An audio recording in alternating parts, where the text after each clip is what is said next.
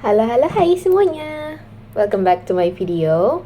Nah, di video kali ini aku akan membahas mengenai endapan mineral bagian kedua, yaitu endapan skarn.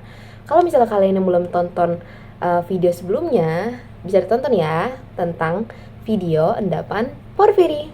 Oke, apa sih endapan skarn itu? Endapan skarn adalah batuan metamorf kalsilikat yang terbentuk sebagai hasil interaksi antara intrusi magma granitik dengan batuan sedimen karbonat seperti batu gamping atau batu dolom.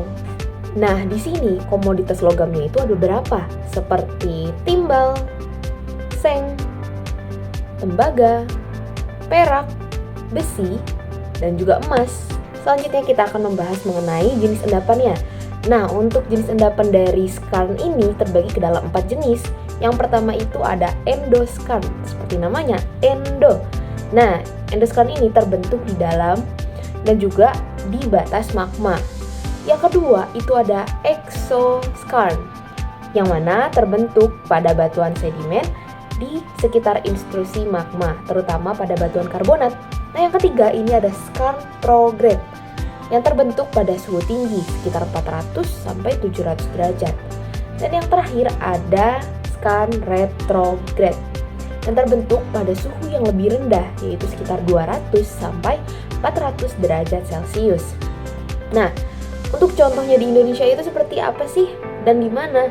Nah, contoh di Indonesia itu ada endapan skarn di Ruwai di Kalimantan Tengah, yang mana mengandung Pb, Zn, Cu, dan Ag dengan mineral biji seperti galena, sphalerit, dan kalkopirit.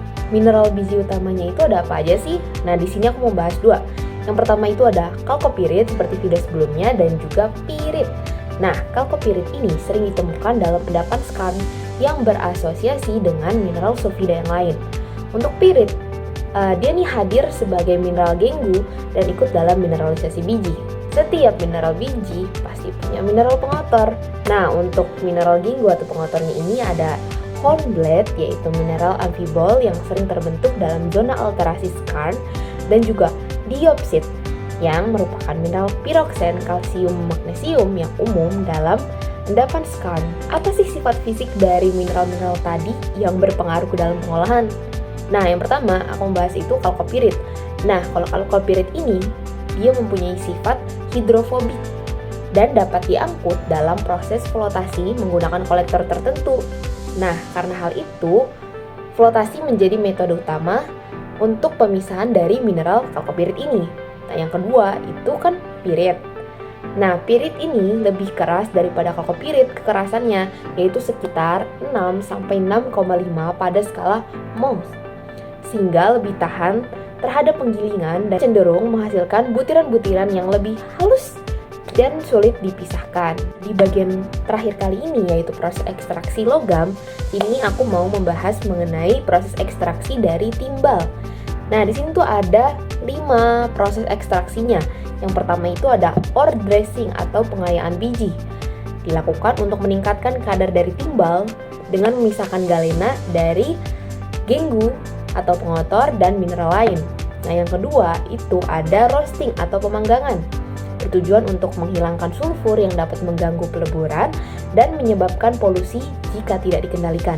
Yang ketiga itu ada smelting atau peleburan, yang mana proses ini menggunakan reduksi karbon efektif dan ekonomis untuk mengubah PbO menjadi timbal logam cair. Yang keempat itu ada converting, yang mana proses ini bertujuan untuk meningkatkan kemurnian timbal. Dan yang kelima itu ada refining, yang mana proses ini dilakukan dengan 2 proses, yaitu cupellation dan electrolysis, untuk memurnikan timbal hingga kemurnian yang lebih tinggi lagi, lebih dari proses sebelumnya. Mungkin sekian penjelasanku mengenai endapan mineral, yaitu endapan skarn pada video kedua kali ini. Sebelumnya mohon maaf bila ada kesalahan kata atau kesalahan dalam penyampaian materi. Jangan lupa nonton video selanjutnya mengenai bagian terakhir, yaitu endapan timah. Terima kasih.